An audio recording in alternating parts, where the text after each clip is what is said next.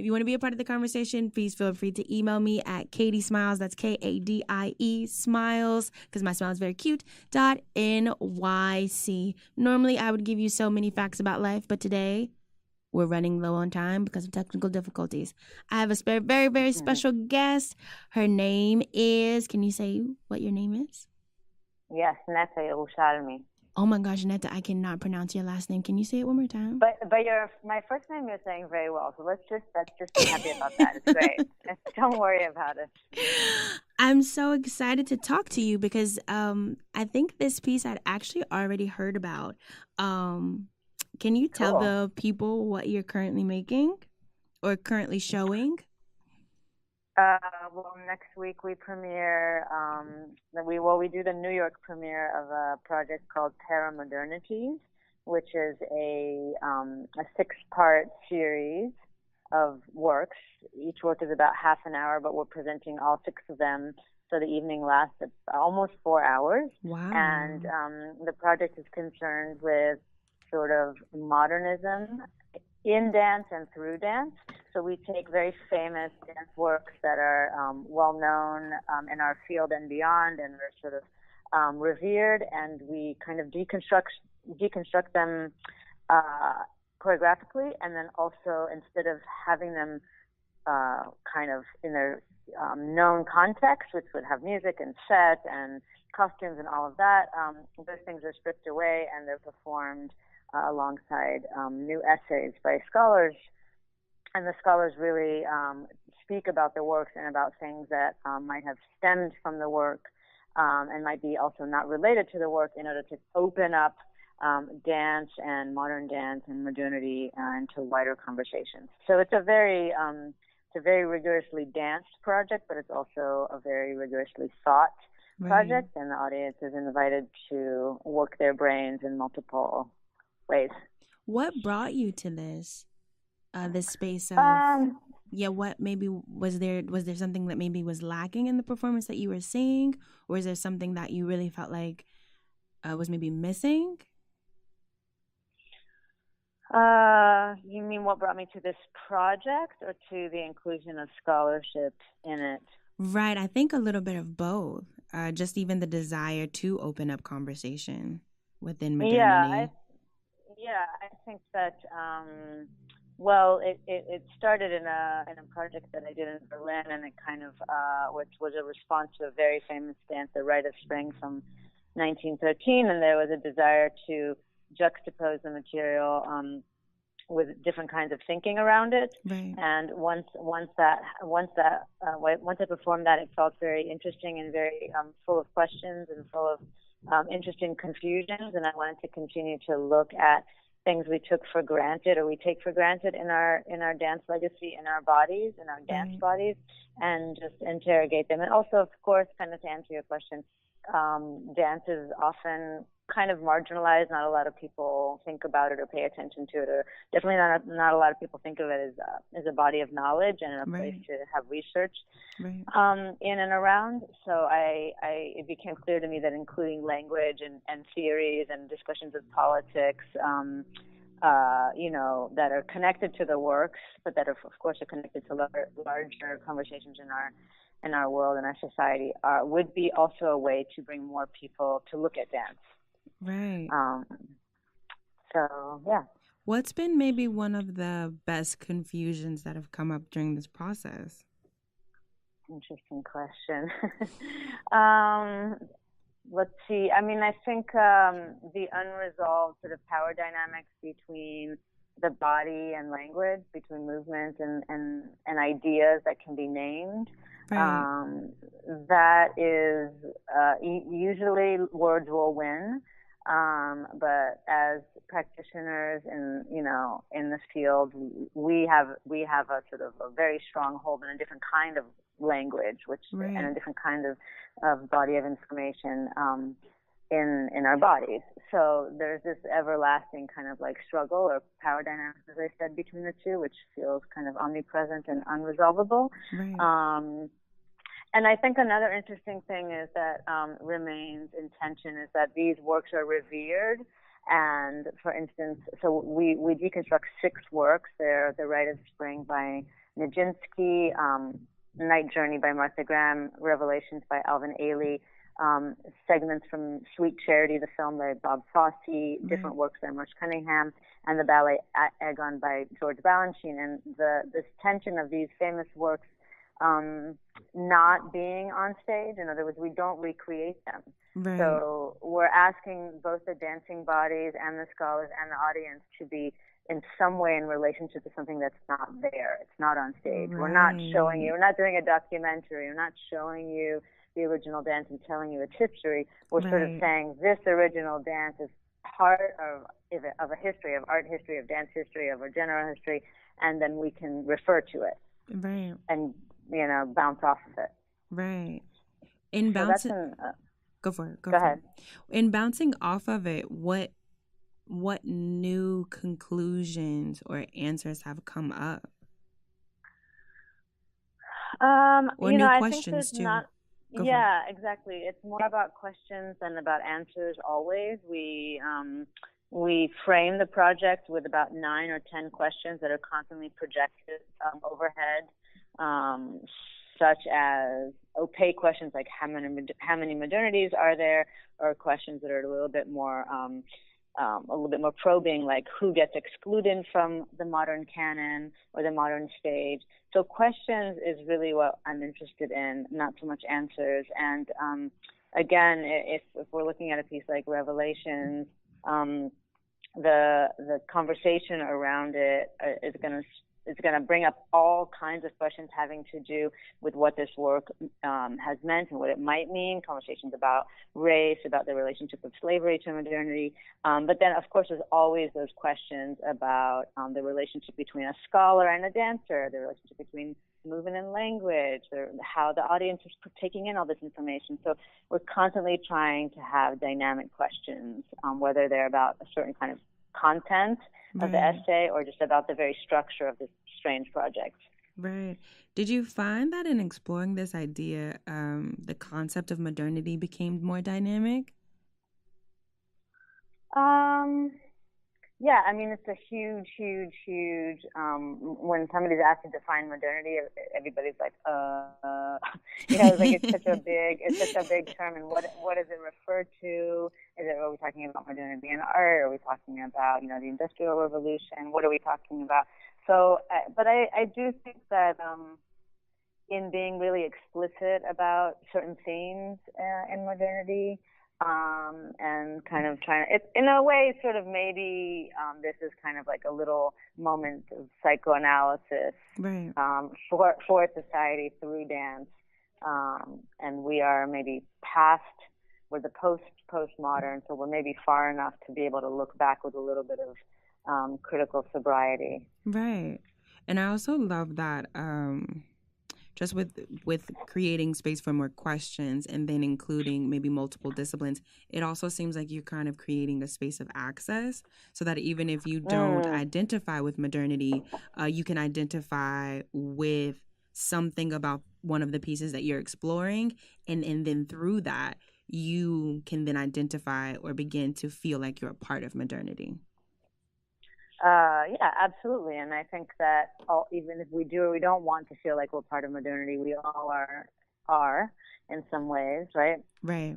But yes, there is a lot of interest in access, different points of access to the project, whether it's literal access, let's say disability access, which we're including in the performance on Saturday, March 16th, will include audio description for the visually impaired, because one of the cast members is visually impaired, and this has sort of really encouraged us and ushered us into hopefully a new era of dance being accessible to people who can't necessarily see it. But also access through, again, the subject matters, through the very fact that language is far more accessible often than movement is. So yeah, there is definitely an interest in that. And there's a lot of space, as you're saying, for people to sort of find themselves in this discussion of modernity and what interests and what feels like they identify with or not. There's a lot to latch onto and a lot that you can let go of if you're not, if you're not connecting. Right. And I did want to, I know we are a little bit short on time, but I did want to touch upon the what you said earlier about language often wins. Uh-huh. And given that, I mean, you are such a lovely practitioner. Those of you who don't know, Netta was my teacher at ADF, and I've like followed her as best as Ah. I could. But I only bring that up because I definitely felt like dancing with you, I was able to access maybe a different vocabulary with movement. Mm. And I pose that against this idea that language always wins. And so how does movement or movement practice encourage this conversation further and make space for new conversations in a way that language can't? Totally. I mean, I think our job as movement practitioners to find ways to introduce that reality that you just articulated to more and more people, by placing the audience in close proximity to the dancers, by removing music as a sort of protective film, by really asking people to contend with the ideas. I think that part of what the project is doing is really saying, look at these bodies and all the history and all the culture and all the information they hold inside of them. You look at these bodies in effort. Look at these silent bodies that are not using language. So it is trying to elevate movement and embodiment.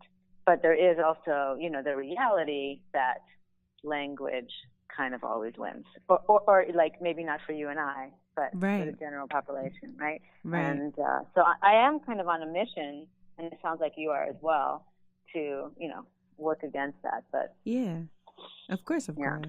And I do, given that there were so many questions, and I find having no answers and mostly questions a little dismantling, was there any kind of personal practice that you had to implement to kind of make sure that you were in a caring space for yourself? Say that again. I want to make sure I understand your question. Given that there were so many questions, did your self-care regimen change or have to be, or did it stay the same as a way to kind of support yourself through these questions? Interesting.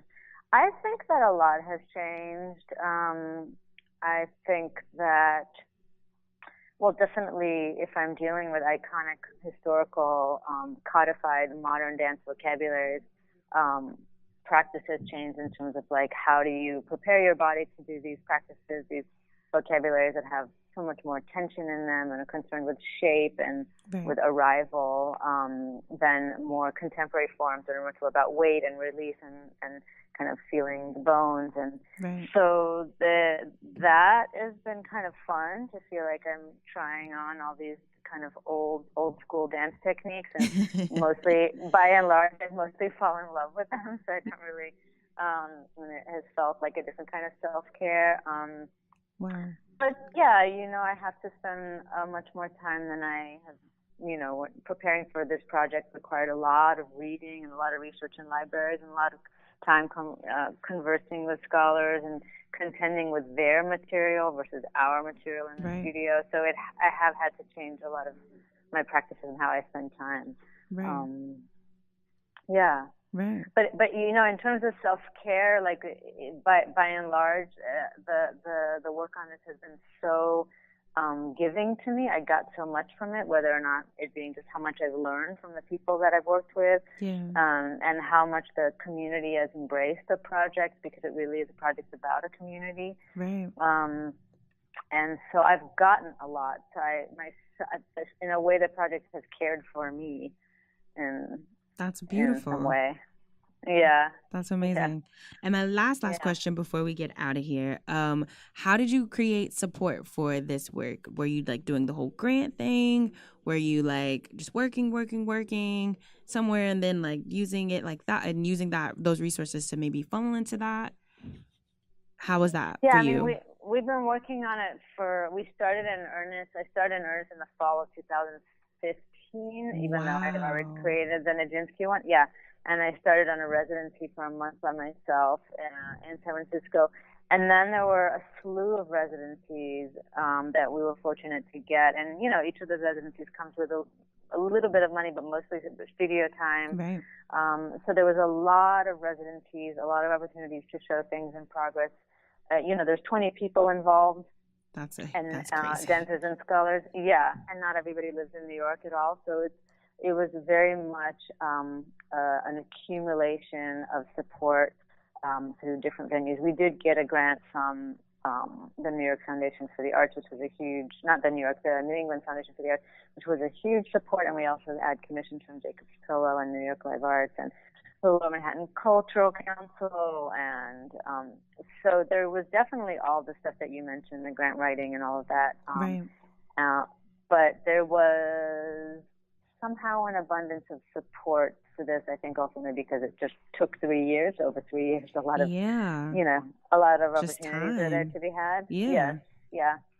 Yeah. But, it, like I said, it kind of has flowed in this magical way. And I've brought into the fold dancers who have thought of themselves as retired dancers and scholars who have never thought about dance.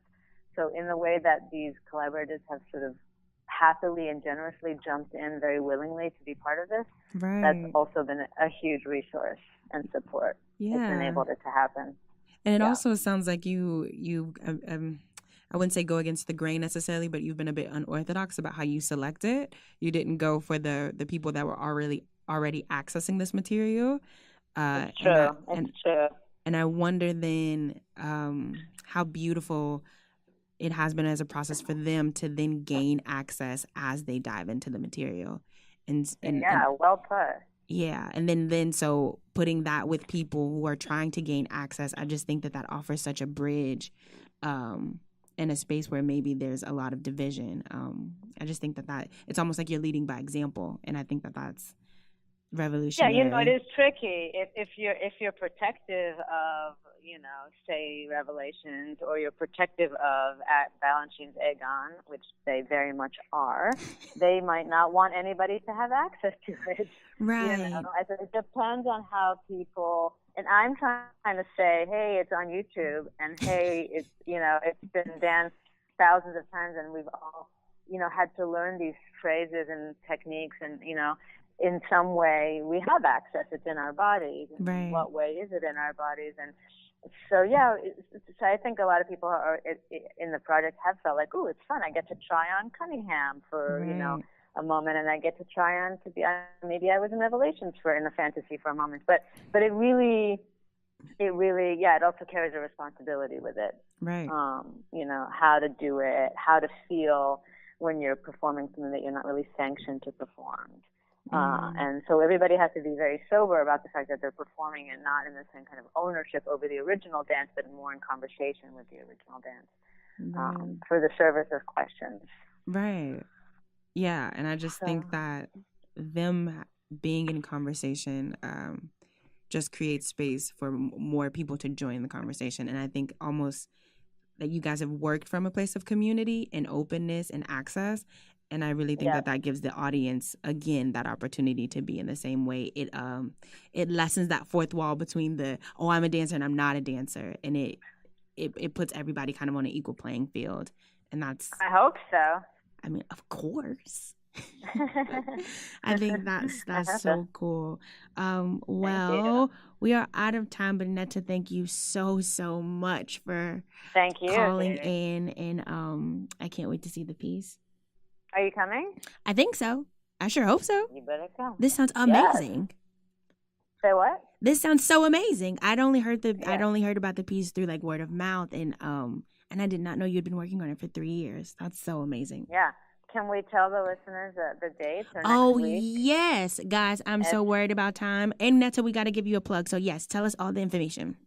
It's March 14th through the 17th at New York Live Arts, which is in Chelsea. Yes. And if you go to newyorklivearts.org, the tickets are on sale there. Yes. And you should know that the show is approximately 4 hours, and there's 2 intermissions and refreshments. Oh, very nice.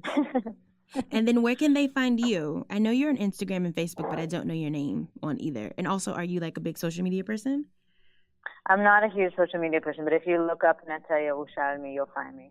Okay. So that basically just means like Google her, guys. It just means Google. She's famous. Thanks, Katie. No, thank you. I'll talk to you soon. Yes, I'll send you an email. Thank you. Bye. Bye. Ciao, ciao. Bye. And guys, just before we get out of here, I want to give a huge shout out to Mike Brun and Kuhu Verma. That is the composer and vocalist for the opening theme song. And lastly, and certainly but not least, always make it live, make it breathe, but just make it. Bye, guys.